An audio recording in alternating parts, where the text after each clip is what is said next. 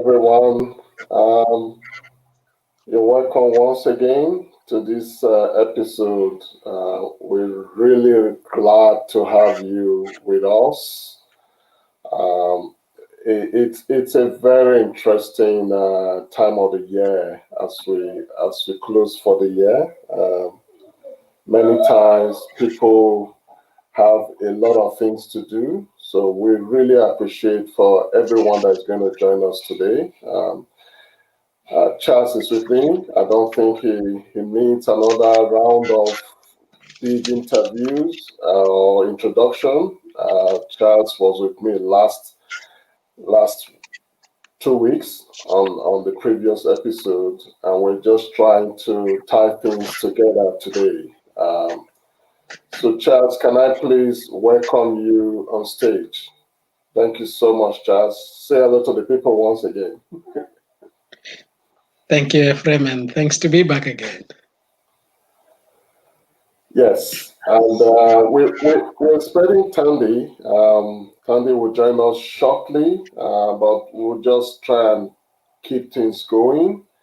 Charles, I just want you to just talk to people today about the beginning point, but let me first of all flag what we are doing today, just to remind people that this is the topic of today. We want to discuss how to achieve the turning point for men's health.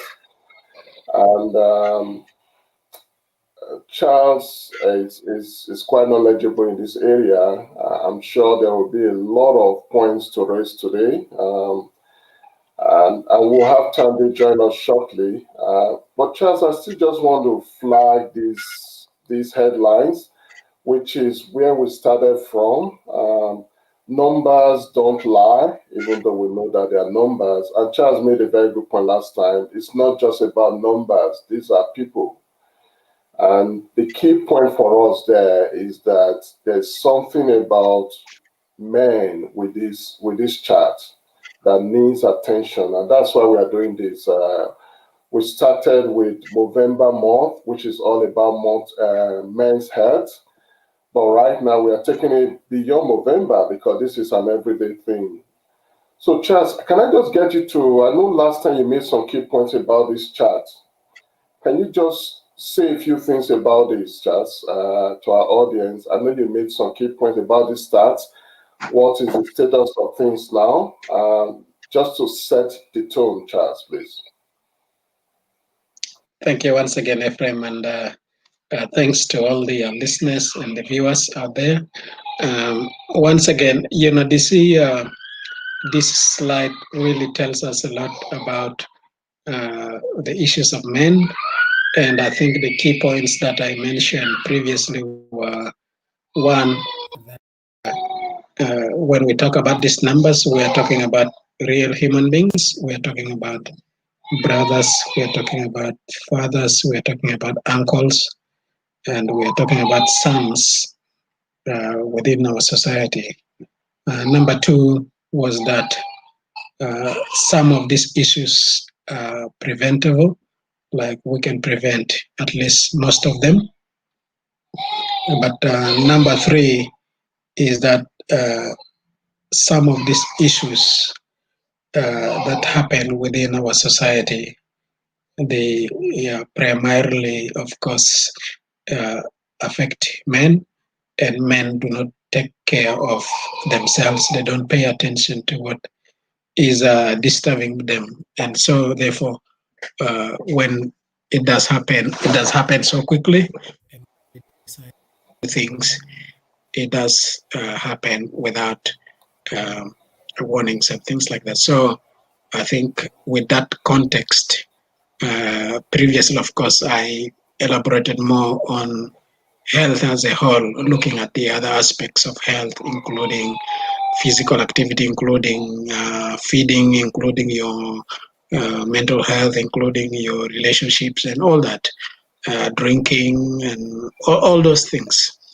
But my focus tonight, Ephraim, is more on, because we know that most of the issues, at least 80-something%, is related to relationship issues. So my focus tonight will be more on the relationship side of things, not necessarily the physical health side of things that we had exhaustively discussed last week. So this session will be dedicated probably entirely to relationship issues. I'm not by any means a relationship expert, but I will share my knowledge in that respect, and hopefully that sense and that it combines both the physical aspect and the relationship aspect, the socio-cultural, if you like, and it completes the whole picture. Thank you, Charles. I just want to, I know that Tandi was having some technical issues to connecting. Tandi, thank you so much for still taking the time despite the technical hiccups. You're welcome, Tandi. Oh, thank you. I'm still trying to connect. I'm using my phone at the moment, but I'd rather use my laptop. But let's see how that goes. No, it won't let me in. It will have to be my phone. Yeah, it's looking Hi, Tandi. Good to see you. Can make it work. Technology, here we are, you know. But I think your phone is looking sharp enough, Tandi, if you can. Oh, yeah. If you can stick with it, I think we'll make do with that. I did introduce you in Ascensia, but I'll just go back again, set the tone. Charles was trying to carry the weight for us while we're waiting for you. Oh, thank you, Charles. But we are so blessed to have these two guests with us today. They are not people that are not known in the community. Very well known in terms of their fields of calling, professionally and community leadership. Just to give a brief without saying too much words, let me start with Tandi. Tandi has done a lot with regards to mental health and also as a tutor or lecturer in the university. And she's been recognized in many aspects. I'll just flag here, pictures speak volume more than words. So just for our audience to know that we're not bringing people that don't know what they are saying, but I'll still get Tandi to say a bit about herself soon. Same thing with Charles. Charles, I did flag this last episode. Charles is a public health practitioner, very well known in the government and community sectors.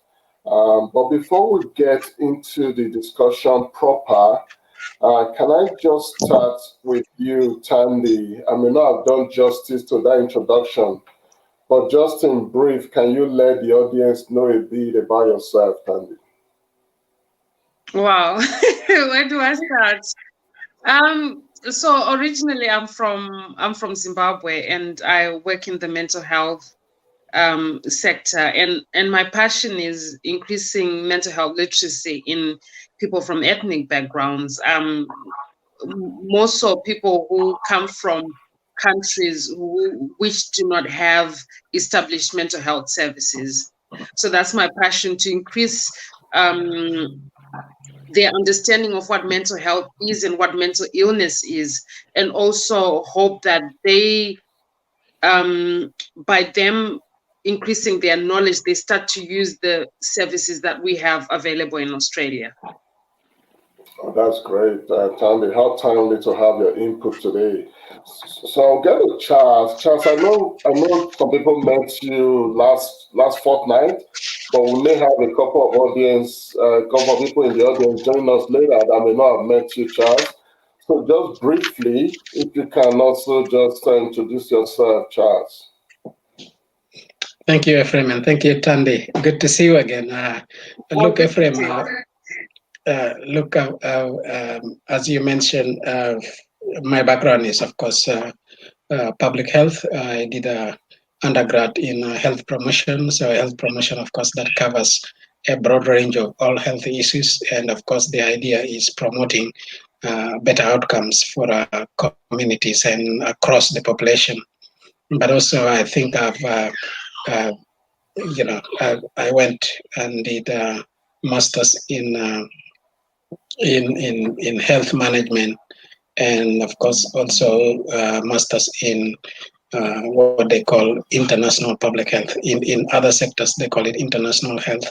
Of course, it does deal with response to national and international emergencies, whether it being natural disasters or indeed pandemics and things like that. So it's timely that way in the time of COVID. It gives context to that. But of course, I've been, as you mentioned, just a few weeks away from my long service leave from working in health extensively, Commonwealth mainly, Department of Health. But in the last few years, been with the Department of Social Service, but still working on health programs, mainly health workforce and things to do with increasing the access to specialized and competent workforce, especially in the rural and regional areas. So increasing specialists access, increasing doctors and nurses and aged care workers, and of course mental health workers, as Tandi is here, and of course all those. So that's my background briefly, and then of course not forgetting the community. I've been for the last 15 years pretty much fully involved in community activities, and of course that is reflected in my background and in my interests as well. Wow, I think that's right. This topic is just so rich to have both of you here with us. Again, sorry, excuse me, just a bit of what I hear. Just to help our audience who flag why we're here today, now that Tandi has joined us, just to give a bit of background, we were talking about men's health, and this is why it's so important to also get the perspective of Tandi as well, on the other side as our partners, wives, sisters, mothers, because when I promote this, I always say it's not just about men, but people that have men in their lives, fathers, sons, uncles, brothers. So it concerns us. And part of the trigger for this conversation, which Charles already started expanding on a bit before Tandi joined us, is these stats, which it could be a little bit old now. This was 2018 sort of, or 2016 data, or flag 2020. When you look at these numbers, it's quite disturbing, because since I arrived in Australia in 2003, I would say that this kind of narrative has been there. The fact that people actually go to the extent of taking their lives, and we know that that's not a very simple subject to discuss, but we cannot just pack it because it's so hard. We have to talk about it. And the remarkable aspect about this stat is that he ended up saying that 81% of this terrible situation of suicide is due to relationship breakdown, and 81% of those are men. So last week, Charles did a lot of work with setting the tone about the physical aspects, the need to live healthy, the need to eat well, the need to exercise. And we are aware that those are very important. But today we want to just unpack that relationship aspect a bit. First of all, why would it be that 81% of prostitution is tied to relationship? What is in that thing that drives people, especially men, to that level. And again, this is not meant to judge anybody. We're not trying to, of course, we know that the whole narrative about suicide and all that goes with it is quite complex. So we're not trying to make expert out of this conversation, but we're hoping that this conversation will help a few people, because the stats are also there that relationship breakdown, starting with marriage, is quite significant these days. So we're going to have more and more people facing such situation, and hopefully this conversation can help. So can I just bring in Tandi first? Why do you think this situation of relationship breakdown is that serious, is that deep, is that devastating to cause some men to go that far? And I know in your work you may have come across pockets of cases, and we're not trying to cite specific case. To be generic here, what do you think? Tell me why. I think the way society is built, the societal expectation that men should, men should man up, men should not cry. It's seen as a weakness. I think, and this is across all cultures. I think it's one of the many reasons why there is a higher rate of suicides in men. Just the lack of, I think the lack of conversation about struggling amongst men, and also how to cope with everyday challenges. So it's very interesting when you read the research on suicide, that there is a huge percentage of suicide, completed suicide, that is not related to mental illness.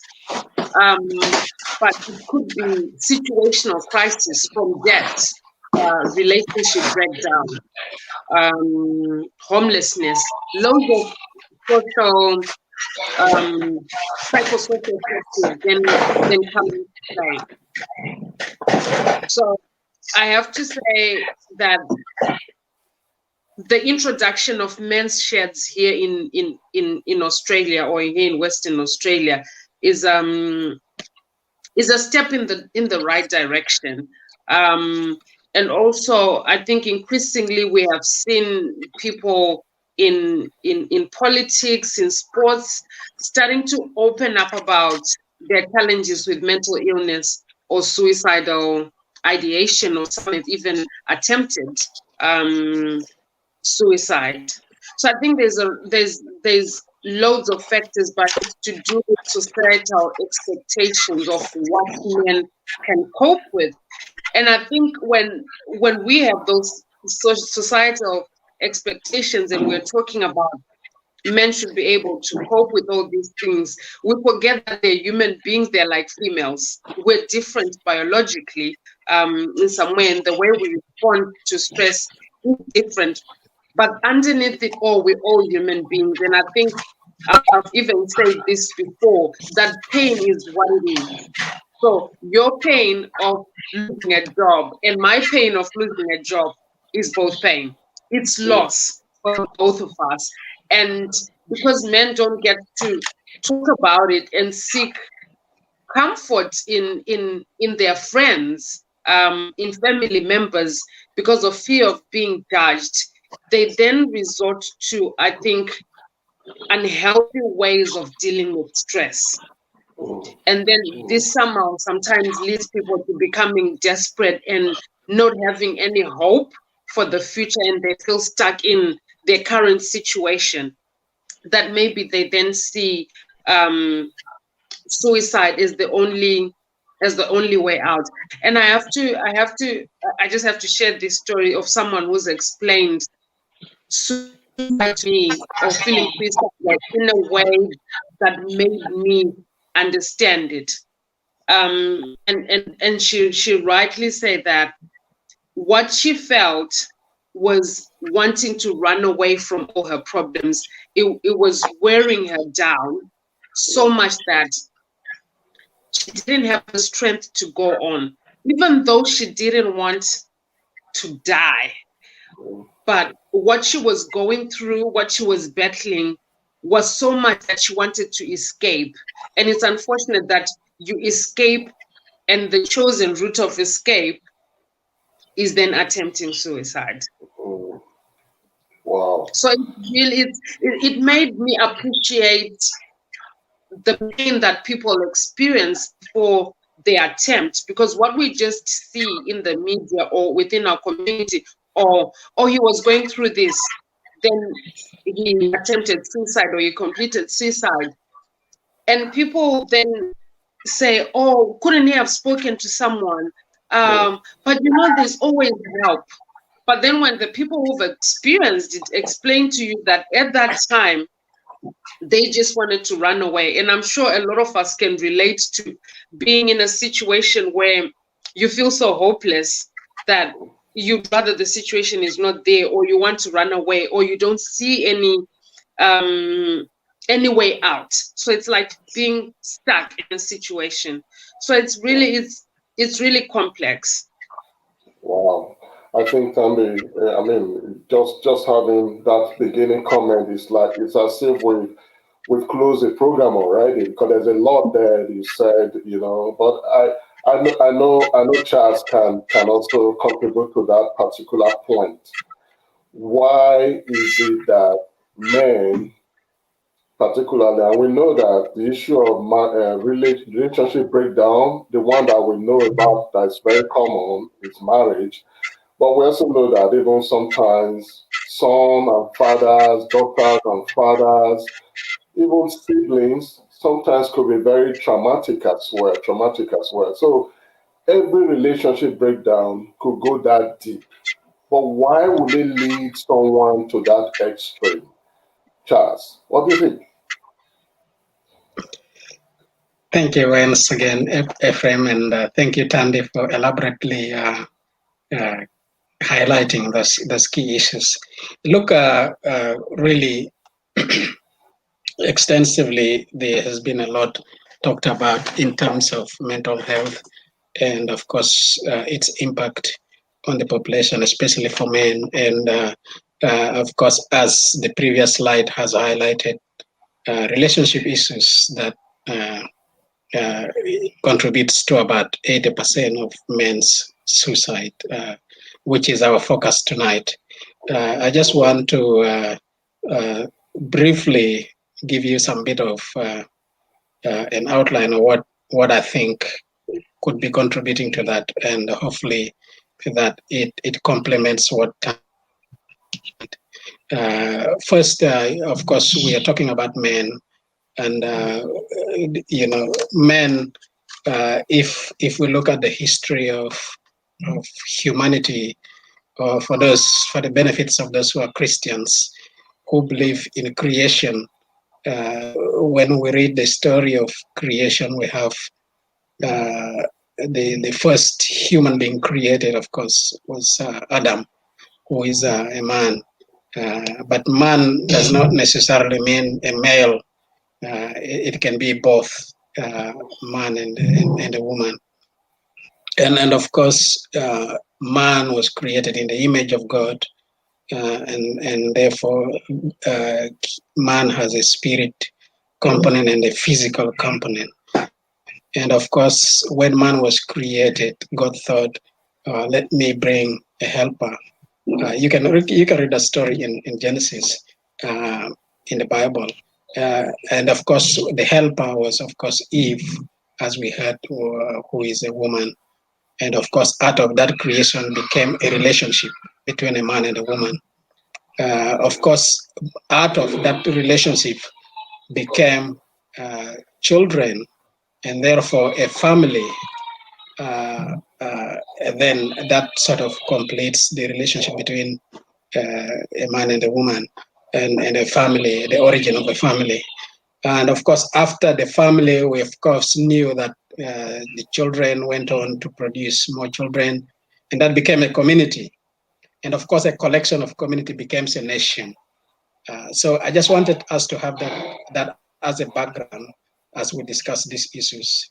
And we therefore can refer back to, if anything does go wrong with the man, where does it come from? We can pinpoint and direct our discussion towards where or what has gone wrong. So, and it's against that background that we are basing our discussion tonight.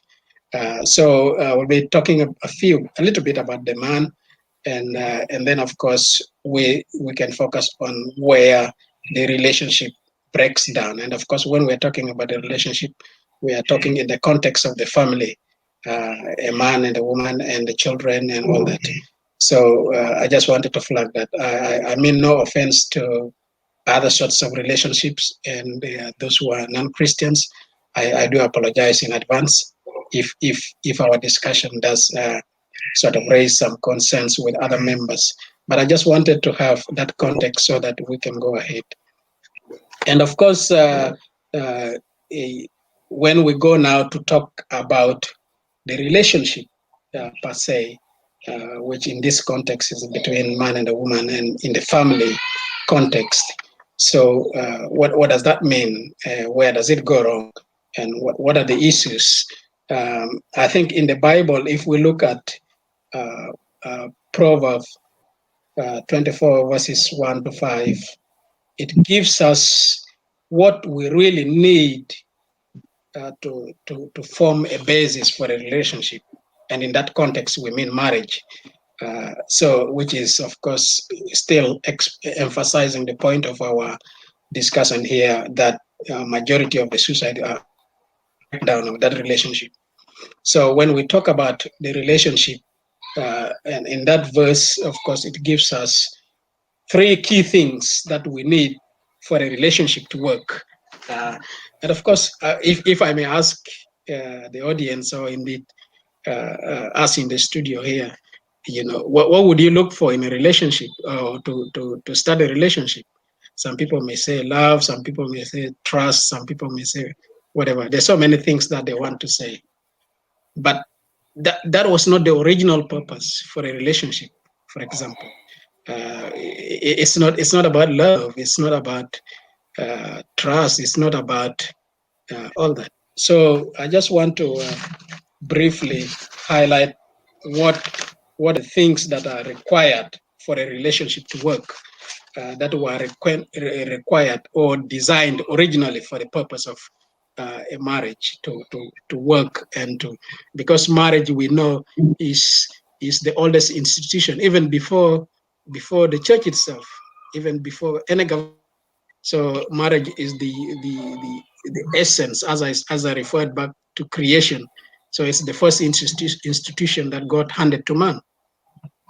And so if in that context we take God as the manufacturer, and then we are the products, so therefore we have to refer back to the manufacturer if anything goes wrong, so that we can fix, because the manufacturer has the original design of what needs to work. Otherwise, if we introduce a foreign aspect or a foreign spare part, then the whole design can go wrong. So just a few things that I wanted to. There are 3 things, as I mentioned, that were intended for the original design of the marriage. One of it is wisdom. You need really wisdom to be able to handle marriage. And wisdom, as we all know, wisdom is the application of knowledge, how you apply that knowledge to certain situations within the marriage that can help you sustain the marriage. Wisdom can also be about applying the knowledge about who you are as the man in the family, who you are in society, your role within the family. Of course, we know that the man is a father to the children, a father even to, if we read a lot about the man or the father, we can find that even the man is the father to the woman herself. So the man has essentially a very key role within the relationship in the family context. So I just want to bring an analogy of a foundation of a building. If you want to build a good house, you have to lay a very strong foundation. You have to spend a lot of time researching on what strength of materials that you need, what sort of materials that you need to lay the foundation, and how much of that material. You need materials that can withstand stress, can withstand the load of the whole building. You need materials that can withstand shock, can withstand pressure, can withstand temperature, all those things. So you do spend a lot of time setting the foundation, because we know that if the foundation is very strong, if a roof of the house goes wrong, you can only fix the roof. Or if the wall is strong, you can fix the wall. But if the foundation is wrong, that means the whole house is collapsing. So therefore, in that context, if we use that analogy to the man, that means if the man is defective, and then we have all these issues that we are talking about today. We have issues about mental health. We have issues about abusive relationship. We have issues about domestic violence. It's because the foundation is shaky. It's because we are trying to fix broken men, whereas we should be building men who are strong enough to handle all the situation, to handle the weight of the family, of the building, if you like. So I just hope that this gives us a good background for us to carry on the discussion. So the second thing, of course, is knowledge. Knowledge is knowing the good from the bad. Knowledge is knowing about your self-image. Knowledge is knowing about what information you give your children and your family. Knowledge is about sharing the information that you need for you to be able to relate with others outside your marriage and all that. Say, for example, if someone has issues with knowledge, they start doubting their self-image. I mean, you've seen big men who want to behave like other men, or want to, I just want to give this example. Someone wants to for example, want to walk or to talk like Snoop Dogg, or want to talk like Michael Jordan. That's an issue in itself, because this person doesn't have his own image. He wants to imitate somebody's image. That self-worth is not there. And that's the problem for us as men. So we need to have confidence in ourselves. We need to have that knowledge of who we are exactly and what we contribute to our individual families, but to society as a general. So there are people who start, they want to wear somebody's shirt. Someone wants to make dreadlocks to look like someone. That person has an issue with their own image, self-image, who they are in society per se. So as I said, I don't mean to offend other people, but I think it gives us an understanding of where we need to be as men and assume our roles in the family. Because if you don't have that self-image or that belief in yourself, how then are you going to guide your children? How are you then going to guide the woman? Because the woman is, if we look at the referring back to the design, the woman is a helper. She looks to you as a reference, as a guide, as an encourager, as a protector, as a provider, as all those things. It comes back to the foundation for you as a man. So if you don't have that knowledge, and then I think the relationship itself is already in trouble. And of course, the third thing, of course, is understanding. Trying to understand if they are. I'm not saying that there are no relationship issues. They are not challenges. Things that come, there's a wind that might come, but you need to understand and translate that to the current situation and to what you need. So those are the three key things. One is wisdom. Number two is knowledge. Number three is understanding. So once we get those right, I think it plays a big role in maintaining the relationships within our families, with our friends, with our workmates, and it gives us a solid background that we can move ahead with. So that is in relation to the position of the man within the family. I know the time is not long enough for us to exhaustively discuss some of these issues, but I just wanted to give us a context of where some of these problems are originating.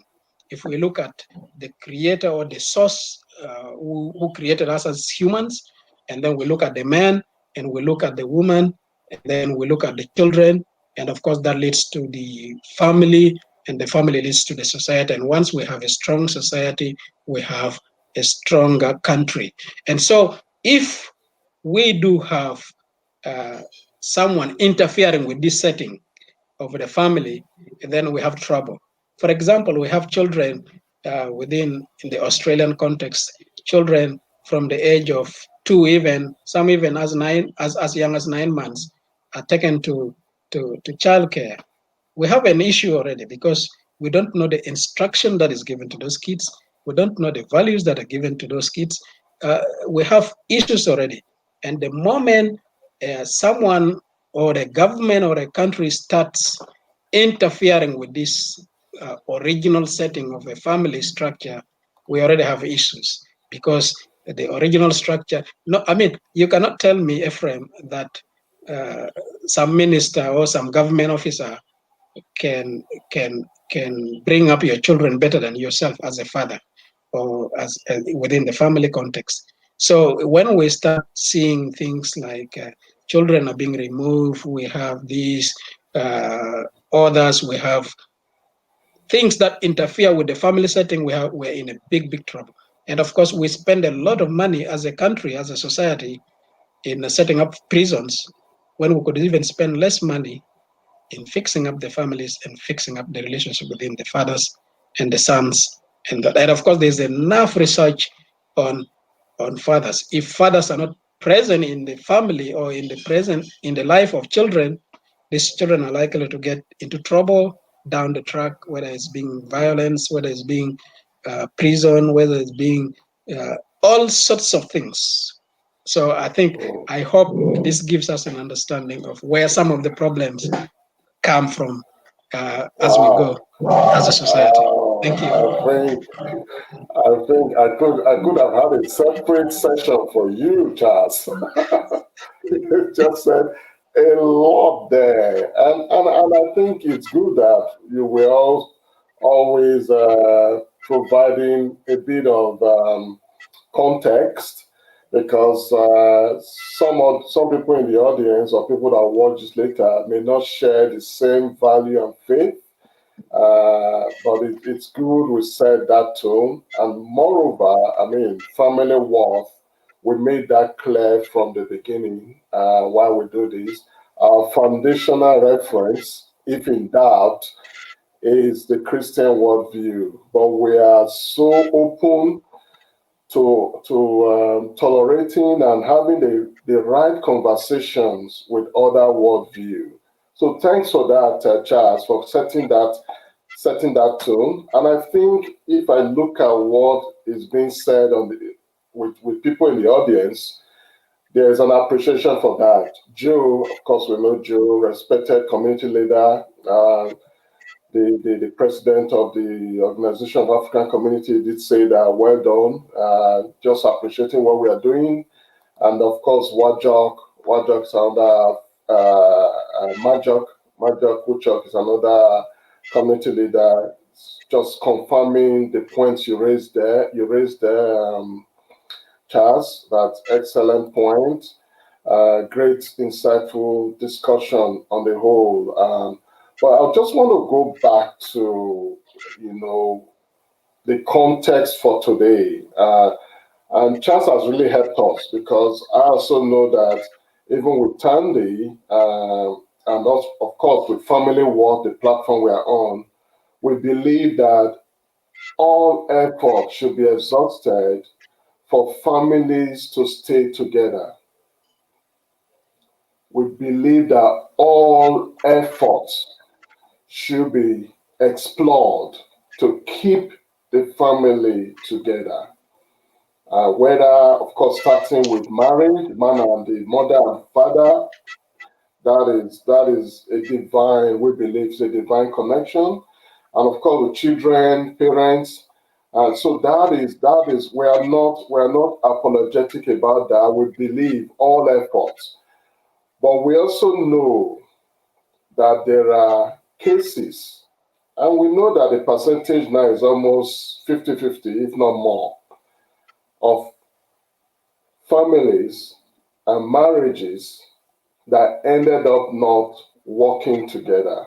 Um, it's we don't want to go into the traumatic aspect. We know that is big, but this is where the conversation of today come in. I want to bring Tandi back on this. Once all efforts are done, and I still want to just validate the point that Charles raised in terms of setting the right foundation. But once all the efforts are done and it didn't work, and we know we are focusing on men, but we also know that the issues we're talking about applies to women as well. They are human beings as well, and this is the issue of emotions and the heart.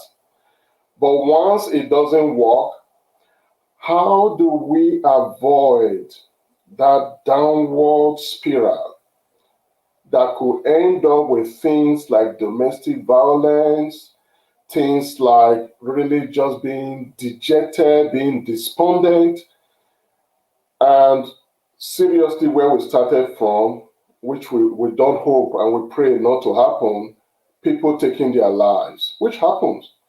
We had cases very bastard, and I mean, not bastard, sorry to use that word, very disastrous situation. Remember the case in the East where a father can come to a point of dousing fuel on the children and wife and just taking their lives. Why? How should they come to that point? So Charles has said it on. It's good to set the foundation. It's good to get it right, the wisdom, the knowledge, understanding. But we know, actually three of us on this platform know that quite a lot do not end up well. And we're talking about Christians. Let's face the fact. Even in Christendom, the church now, we're having separations and divorce. So, yes, it's not what we wish for, but it happens. But how do we limit the damages? Tandi, please.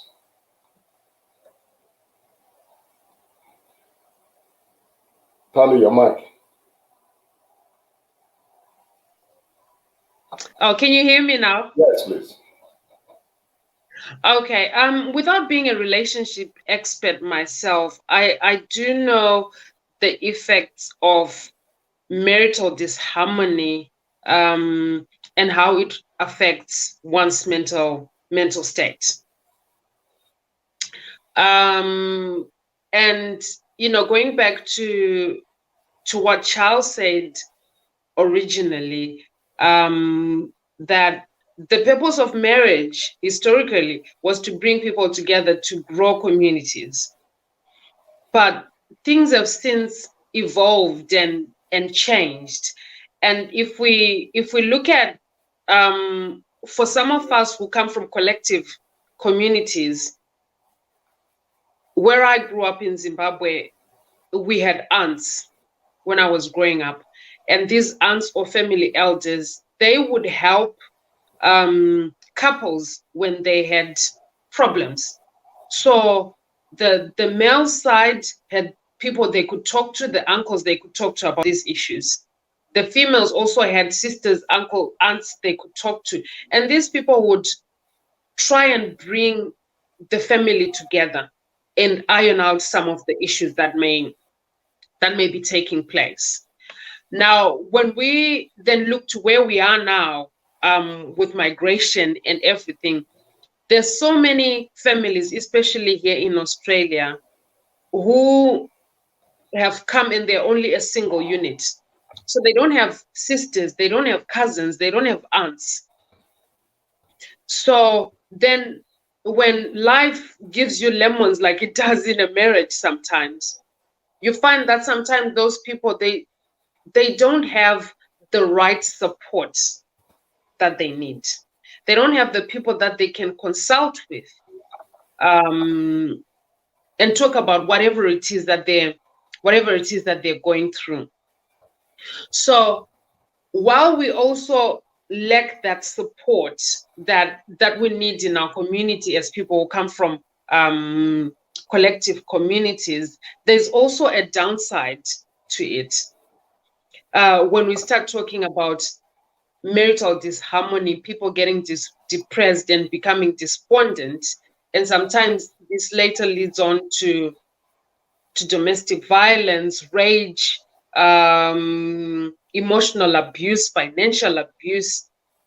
So within the collective communities as well, in our efforts to make people stay together because we want marriages to work, somehow, in some instances, people who have exhausted all they can and there's issues of domestic violence or any of those issues that I aforementioned, because of what society expects them to do, which is stay in a dysfunctional marriage. Church is expecting them to stay in a dysfunctional marriage. And this all comes from, I guess, a place of love, of wanting the family to stay together. It has led sometimes to women then staying in relationships that are not good for them. We have seen cases of domestic violence rising, women being killed.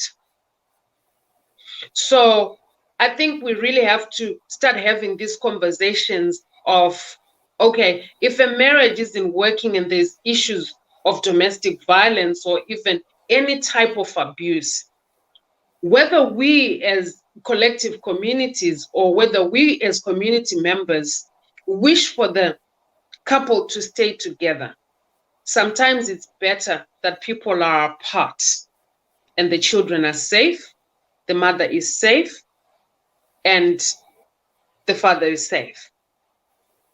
And we also have to start having conversations about people who go their separate ways and co-parent in a healthy way. Because if we're saying abuse will affect children, so will divorce. But if the parents are fighting, children are going to be affected anyway. So we need to start having these uncomfortable conversations and be accepting that sometimes things just don't work. What is important is for the people who are affected to have a healthy life, for the children to be safe, for the mother to be able to look after the children when she's not under a lot of stress, when she's not fearing for her life. So there's loads of factors that I guess that come into play when we start talking about the effects of divorce on people's mental health. It can sometimes lead to suicide. And I guess from a female point of view, encouraging women to stay in a relationship and shunning them if they don't stay in a relationship that they know fully well is not safe for them, I don't think that's the right way to go, whether it's church or it's community members. If the couple have tried all they can within their resources, then I think we should support whatever decisions that they end up making as long as they are safe. So we avoid these cases, this increasing number of domestic violence cases within our community, where women know in their hearts that they don't want to stay in that marriage. But if they dare leave, the community is going to shun them. Church is going to shun them. Their own parents, their relationship, they're going to be judged by their marital status. So there's I guess then for us in the diaspora, what is important is what is trying. How do we know that we've exhausted everything that we have within our capacity. If back home, we had a hierarchy of people that we need to talk to when we had problems, and in the diaspora, we don't. So what help is available in the diaspora? And I've had this conversation with a lot of African men, I have to say, and they do not love counseling. They don't like counseling. They think it's not for them. And I always say, and this is what I always say, that whatever problem that we face in this world, be rest assured that someone has gone to university, done some research, and done a degree on that particular problem, and they are seeking a solution. So if we're saying that we've exhausted everything, or we've gone to church, we've tried to pray about it, we've invited the community leaders, we've invited the pastor to come and pray for the relationship, it's not working. Have we tried marriage counseling? It might be foreign to us, but if our kids are growing up in the diaspora, they have to see us trying things that we didn't try before, because these are the systems that they're going to live in. So I would say men should start opening up about going to marriage counseling. I'm waiting to hear an African man come up and say, guys, my marriage was almost ending and I went for marriage counseling, and today I'm back with my wife. So we need people to start sharing their stories. There's power in sharing stories. And that's how we're going to change the narrative. We don't know whether marriage counseling works or not, but we have to try it so we can say it works or it doesn't work. Wow. I think there's just, again, Tandi, there's just so much there. And I think this is really generating a lot of interest on the platform. So before I bring Charles, and because Tandi, you've opened up a lot of other sub-conversations that actually merits episodes of themselves, like the question really you mentioned there. I mean, this is big. How can we encourage co-parenting healthy way post-separation, especially for called people? It's a big challenge. Is it safe?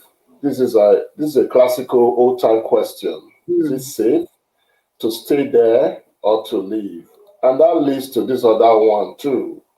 How do we know when? Because I think some people may have ended up being killed because they didn't know when. It comes back again to the point by Charles, wisdom. Yeah. Because those 3 points you mentioned, I think that is quite big. So how do you know when to leave or stay? How do you know when you are exhausted? Or could there be another argument, Tandi, and this is where maybe putting my hat on as a man now, that because of where we are in the Western world, it's so easy these days to just leave. Just leave. Yeah. So it's quite a complex, that's why I say that. And I'm so glad you keep mentioning the need for us to begin to open this up for conversation. Because of the kind of devastation it is having. I mean, we are having this situation already. I don't know what the statistics is. We know we don't have, sometimes we also lack data with court community. I know this is already happening, but just a lot of us are actually suffering in silence, we don't want to face the reality, or just like what Chad said earlier on, really. The foundational aspect is that we're in a Western world sometimes that do believe, and Tandi, you mentioned something about counseling. I've also heard this narrative as well, that when you go to the traditional counseling, you are likely not going to come out with an answer like try a bit more. The system believes, once they test 1 or 2 things, you should be out of there since last year.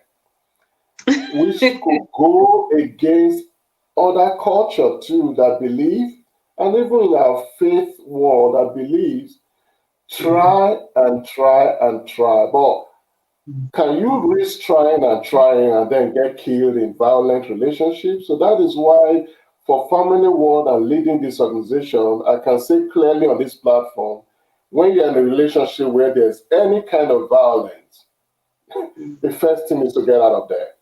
Yes. Because it takes you to be alive for you to be safe.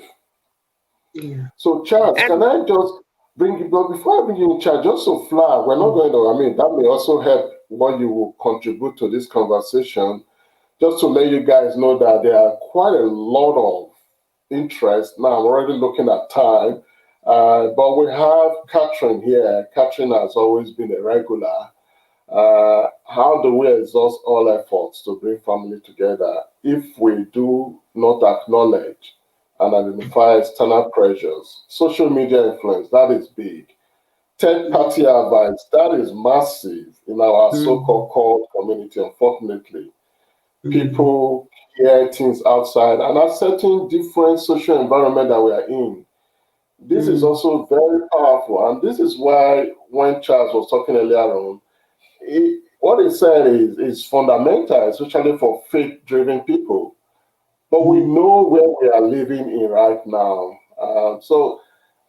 Charles, have that in mind when you come in. Accord also said, they said in Africa, and this is not only Africa, it's just everywhere, it's common wisdom, that when bulls are fighting, the grass suffer. That is why in all this, I am particularly drawn towards the plight of children who many times do not have a say, but the impact actually gets them even much more sometimes. So, and that is quite true. And Accord went on again to say divorce does exist in African society, but it wasn't true violence, as it was very rare in Africa to find a man who had killed a partner because of divorce. Great point. It's good that we're having this conversation. But Charles, let me bring you back in. I can see that time. I think we're going to and I'm sure our audience will not mind, if you guys don't mind. So we may take a little bit of 5 minutes. I usually want to stop before the 1 hour mark. But Charles, can you come in here? Tandi, open up a few points. I'm sure you have a few perspectives yourself.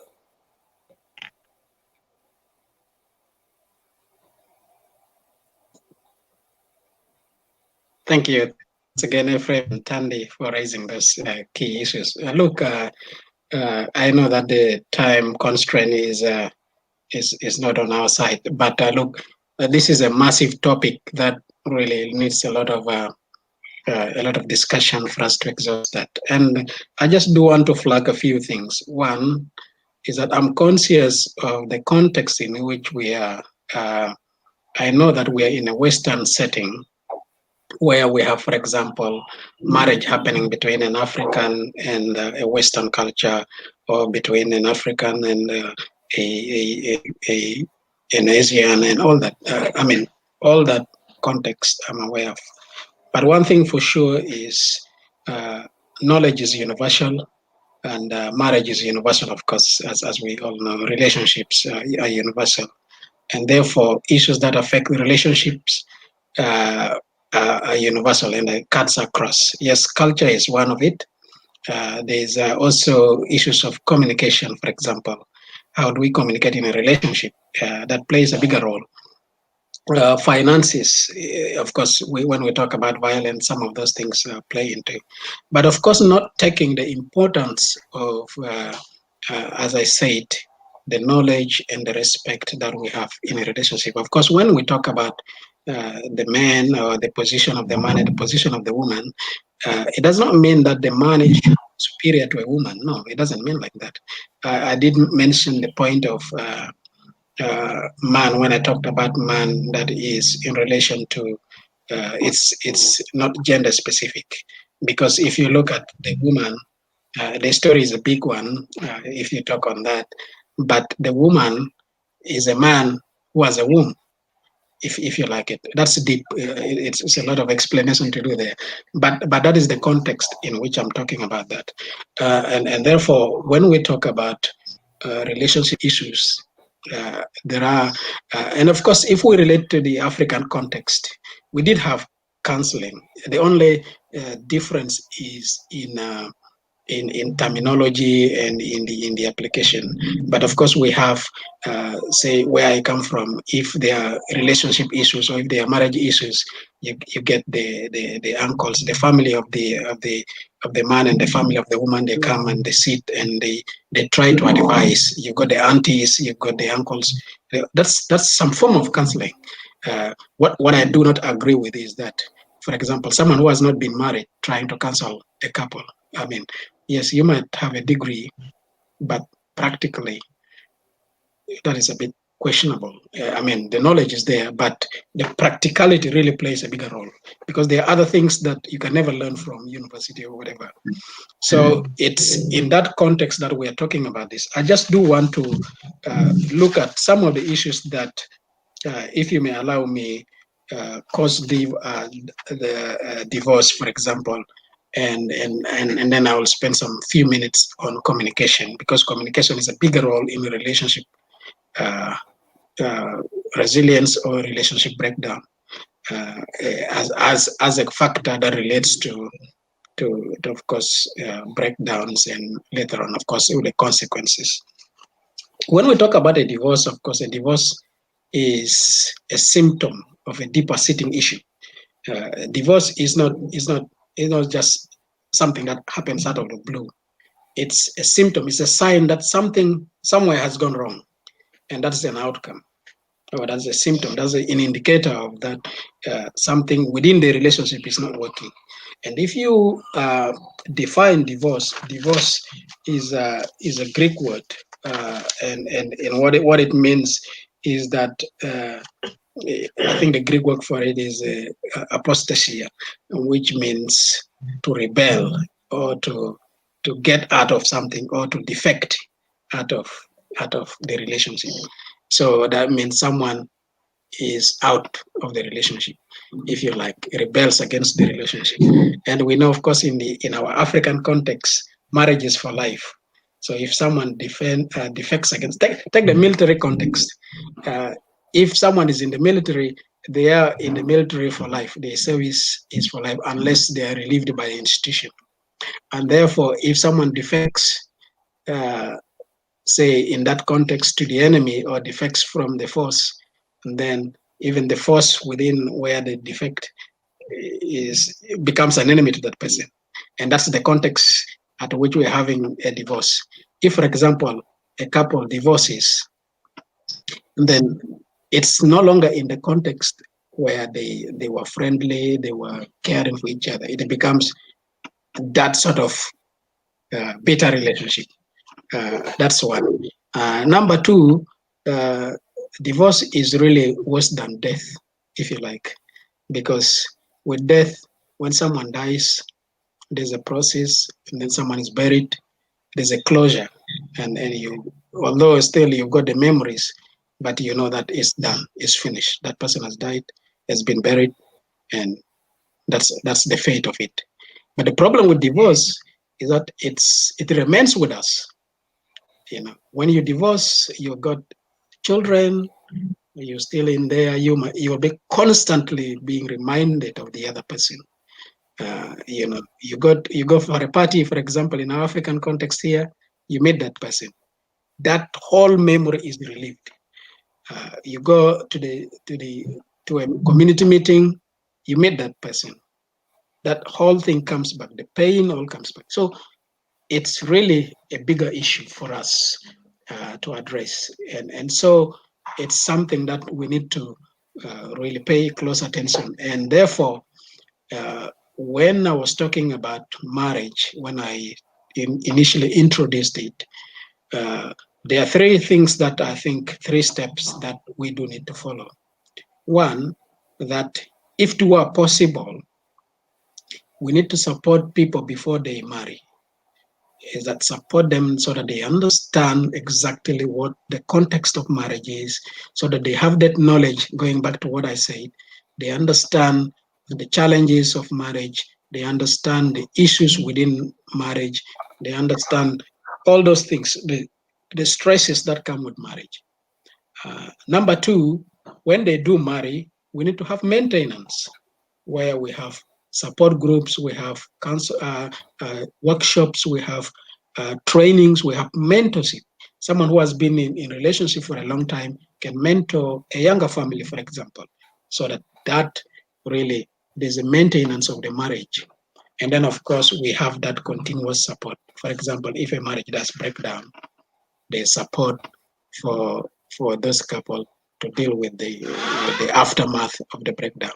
So those once we have that, then it's easier for us to support people along the way, not wait until something goes wrong and then someone we see the symptoms, of course, of divorce, which are nasty at the end of that. I don't know how you're going with time, but I wanted to touch on a few things regards to communication within of relationship. I know the time is not the best, but I leave that to you. No, I think you've really, really said enough already. You said so much, not enough. But I just need us to tie it together. It looks like Tandi has had some technical issues again. Can we try it again? Yeah, I think she's trying to get back in. And so, yeah, I think, yeah, oh, Tandi, thanks, you're coming back now. So I think because of time, we'll just tie it together and tie it to a close, Charles. But I think you've said quite some few things, and you made a key point at this ending part. The fact that the best value really is to try and see how people can be equipped before going into marriage. That is really undeniable. But I think one of the things that is clear from three of us have made that point. These kind of conversations, I just feel we need to have them because it's happening. It's killing us. But we're not talking about it. And look at it, some of the key points Tandi made earlier on. The need to talk about the kind of counseling that will work for us. I know we cannot cause the land that we are come to change everything for us. We also have to be realistic. There's a system here. There's a law. There's a culture. We cannot just expect when we come in, they'll just bend everything for us. But there could be a balance. So counseling along, what are the best ones? So I think this kind of conversation needs to happen going into the new year, hopefully.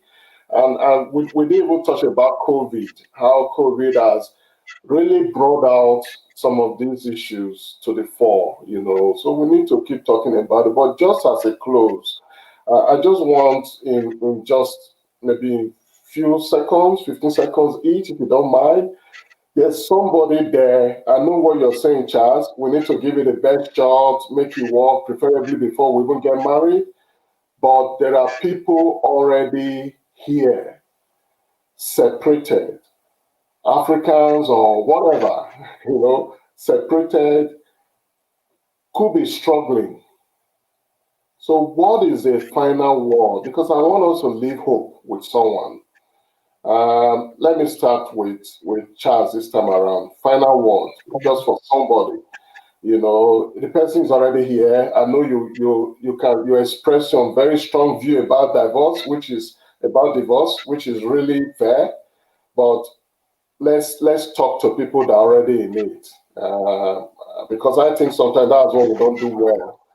So we need to do that better. How we could be very forgiving, how we could be very encouraging to people that are already there, irrespective of what happened in the past. So what would you say, Charles, please? Thank you once again, Ephraim. Just to wrap up, just a few things. One, I think there's importance in us investing in the relationship for us to gain knowledge, about the relationship, how we can support our relationships within our family, husband and wife. You need to develop some value or invest some time in your relationship. Read books, go to whatever, YouTube, online, research about it, build some knowledge and wisdom around how that gives you some strength to resist some of the challenges. Improve yourselves going forward in the relationship. But number two is that you're not alone. It's a bigger issue. There are so many families across the world that are under severe stress with this marriage issue. Marriage is not a simple thing. So therefore, find someone to talk to. Talk to someone. If you've got issues, talk amongst yourself as a partner and as partners, but also find someone to talk to. Get some help. Don't leave it too long. Manage your finances. Manage it well. Plan together. It's not about your wife and your husband, your husband's family or your wife's family. It's your family altogether. You have become one. So share the information, support each other, work together. You are a team. If the marriage fails, it's not the one person who fails. Both of you have failed. Or that if a marriage fails, it's not you as a person has failed.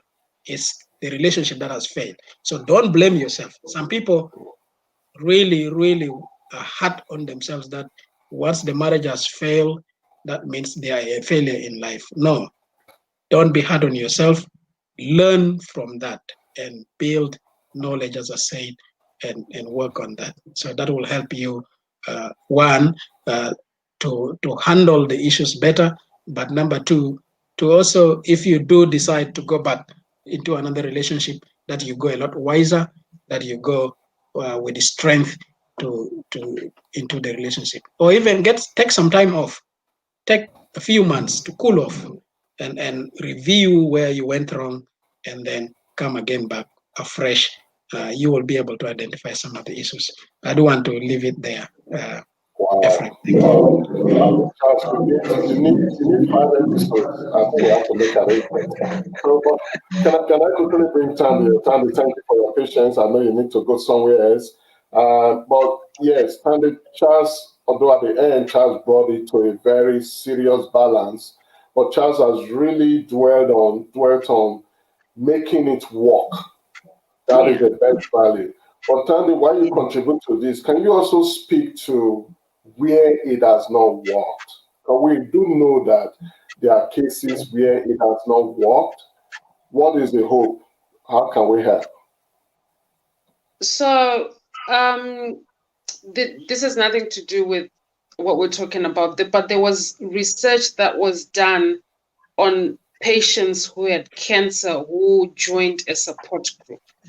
So the patients who had cancer and joined a support group, by the end of the research, those who joined a support group got better. Their cancer was in remission compared to those who had not joined a support group. And the reason why I'm saying this is because it's important for us to hear from people who've experienced something similar to what we've experienced.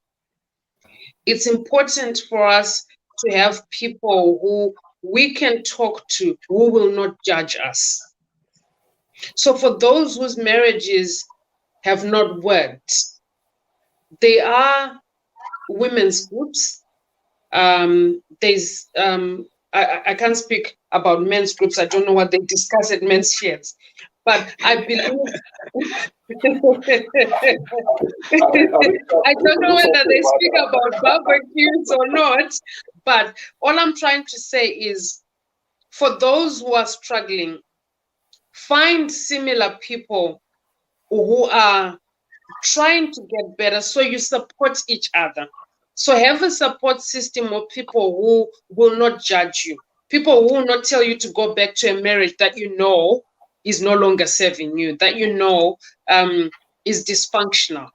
So I think it's important that in the community, while marriages are breaking down, I would love for women to have support groups of women who, despite everything that has gone against them, they are still surviving and they're trying every day to raise children on their own so that they can be the ambassadors, not ambassadors, but they can be the support group for those who are still coming out or we are unsure of what to do.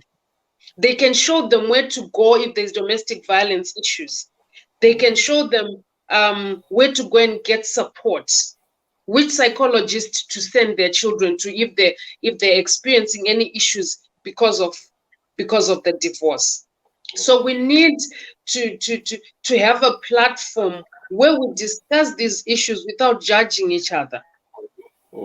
And be okay for those men who have experienced divorce and they've struggled with child maintenance and whatnot, to support also other men who are experiencing the same thing, so that we don't have then cases of suicide increasing because people have felt like they've got no one to talk to about their issues. We're all in this together, whether you're married or you're not, whether you're struggling or you're not, but we need to have those systems within our community where people feel safe.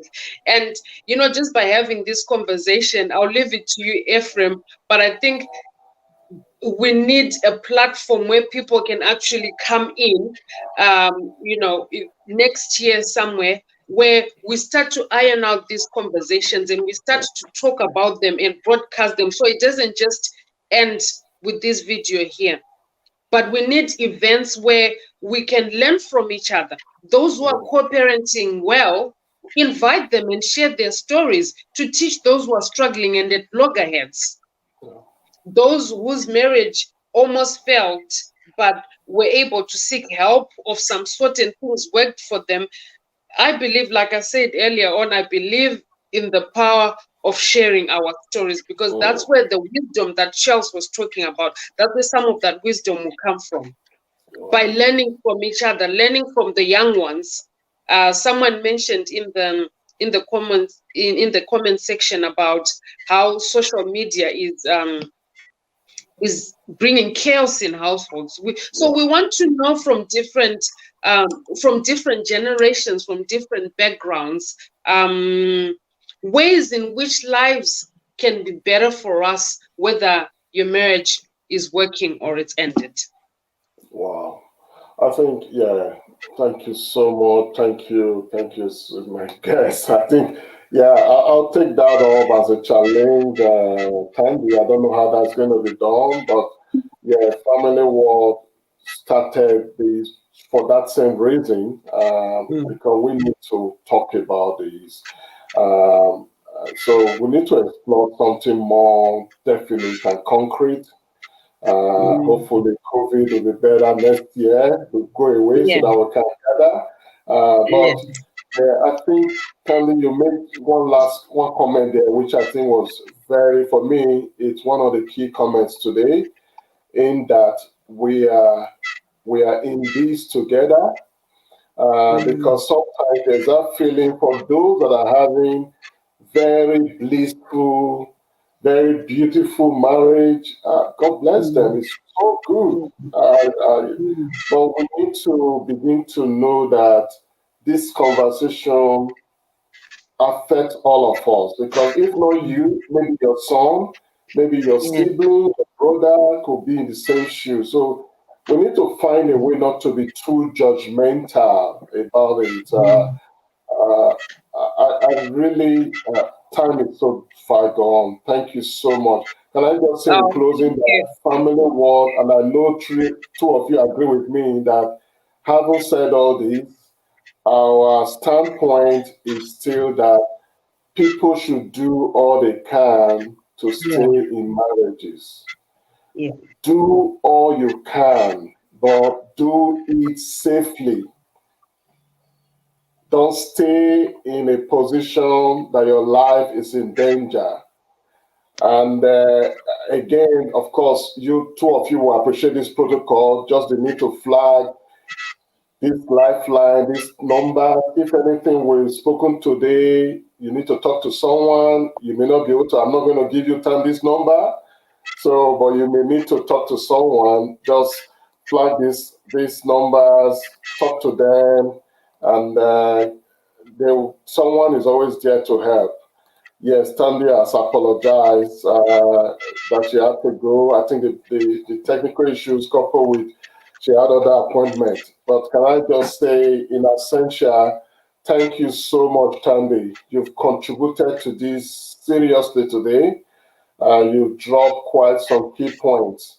And of course, Charles, been with me over these two episodes. I'm beginning to wonder, where have you been since, Charles? So, Charles, thank you so much. On behalf of the audience and everyone that's been with us today, I just want to say thank you, Charles, for being with me, over 2 episodes. I didn't even need to beg or say too much. You just said, I'm going to do it. So thank you very much, Charles. And I think in the new year, we got a few things we need. Obviously, this is not going to end here. I think this issue is big. Like you rightly said, I know you rushed a few things. So we really need platforms to have this conversation. It's clear that the need is there. So thank you so much. But before I let you go, Charles, while you are here, if you can join me, thank Joe Twazama, always supportive. Thank you, Joe. It's a big leader. Joe is very passionate about this, especially in the African community. So I know he's been talking about we need to do something. So it's good that Charles, you're also in the loop in this. But thank you so much, Joe, for joining us today. Majok, thank you, Majok. We appreciate you. One of the community leaders as well. Catherine, always a big contributor to our programs. Thank you so much, Catherine. You always have a lot to offer here. Thank you. And finally, I just want to thank Akkord. Akkord, thank you so much.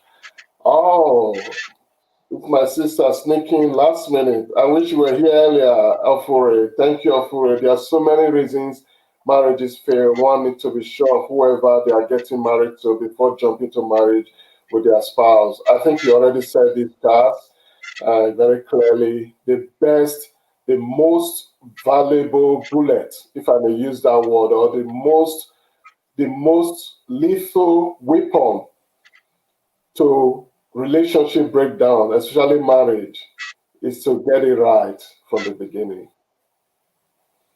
So thank you, Afure. Even though you joined last minute, that was a comment that is really timely. So Charles, thank you so much. Let me come back to you again. Thank you for being with me here. I really appreciate it. And anyone that watches this later, please take time to connect with us. We want to keep doing this in the new year. The need is there. Please look out for our pages, subscribe so that you are the first to know when we bring out a new topic. Thank you so much, Charles. Thank you very much for your time. Thank you, Ephraim, and have a Merry Christmas. Same, Charles. All the best. Thank you.